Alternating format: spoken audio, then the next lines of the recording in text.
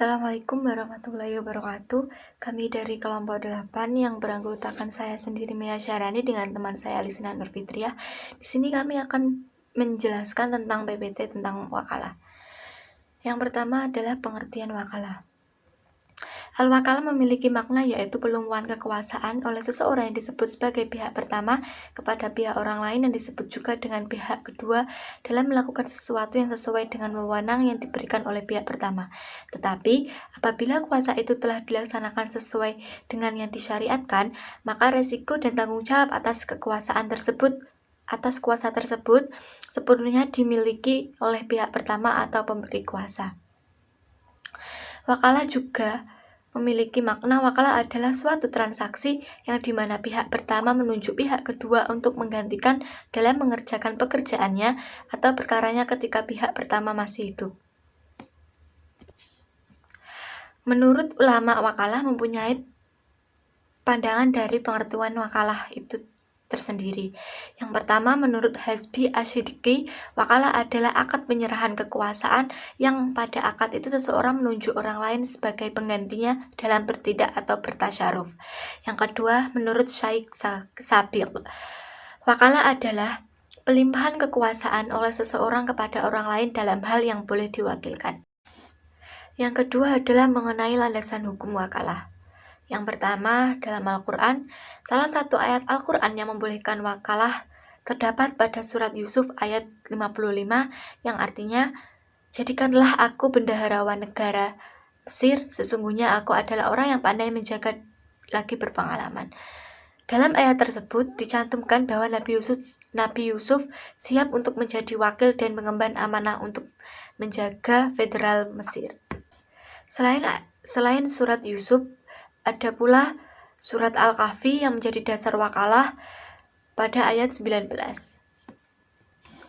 Yang kedua adalah ijma'. Para ulama setuju memperbolehkan wakalah karena wakalah dianggap sebagai kegiatan tolong-menolong atas dasar kebaikan dan ketakwaan.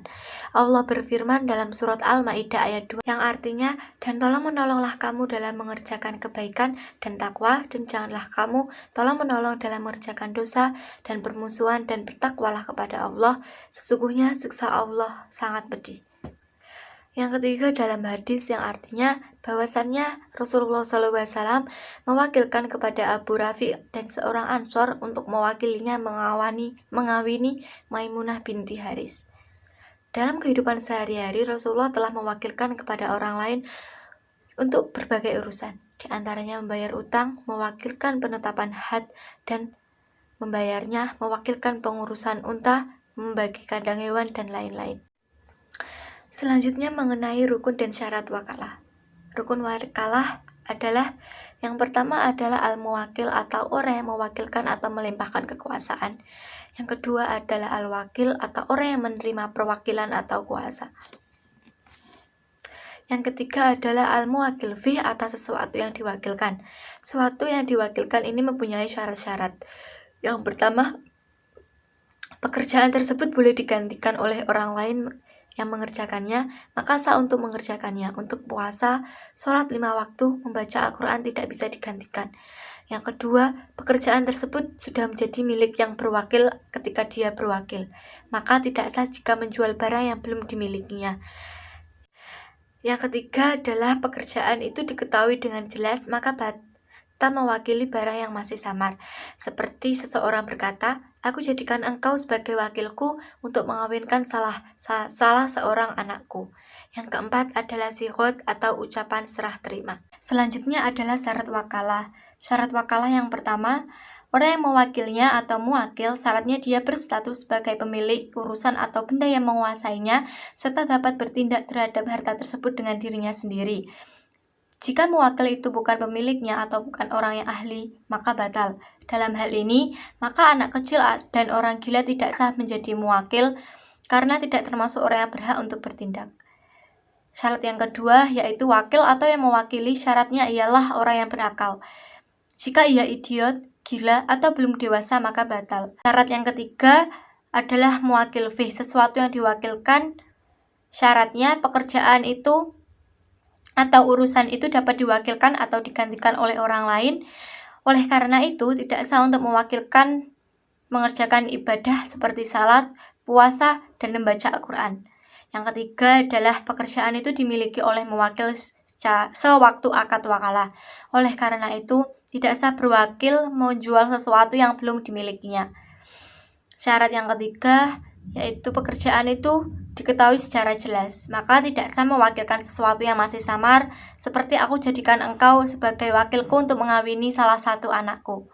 Syarat yang keempat untuk syihud. Syihud hendaknya berupa lafal yang menunjukkan arti mewakilkan yang diiringi kerelaan dari mewakil seperti saya wakilkan atau saya serahkan kepada pekerjaan ini kepada kamu untuk mengerjakan pekerjaan ini. Kemudian diterima oleh wakil. Dalam syihud kabul, si wakil tidak disyariatkan, artinya seandainya si wakil tidak mengucapkan kabul tetap dianggap sah. Selanjutnya yaitu hikmah wakalah. Di antaranya yaitu yang pertama, menyambung dan mempererat tali silaturahmi. Yang kedua yaitu meningkatkan kepekaan sosial.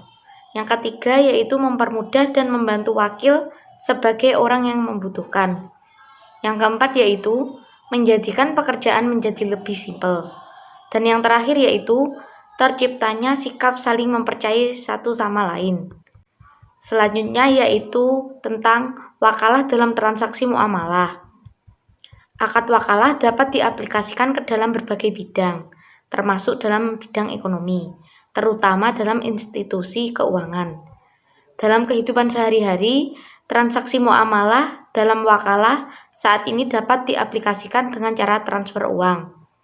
Berikut ini adalah contoh beberapa proses dalam transfer uang dalam akad wakalah. Yang pertama yaitu wesel pos.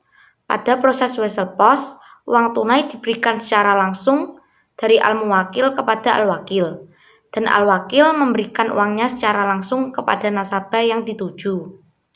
Yang kedua yaitu transfer uang melalui cabang suatu bank. Dalam proses ini, al-muwakil memberikan uangnya secara tunai kepada bank yang merupakan al-wakil, namun bank tidak memberikannya secara langsung kepada nasabah yang dikirim. Cara yang ketiga yaitu transfer melalui ATM. Kemudian ada juga proses transfer uang di mana pendelegasian untuk mengirimkan uang tidak secara langsung uangnya diberikan dari al-muwakil kepada bank sebagai al-wakil. Sekian presentasi dari kelompok kami. Kurang lebihnya mohon maaf. Wassalamualaikum warahmatullahi wabarakatuh.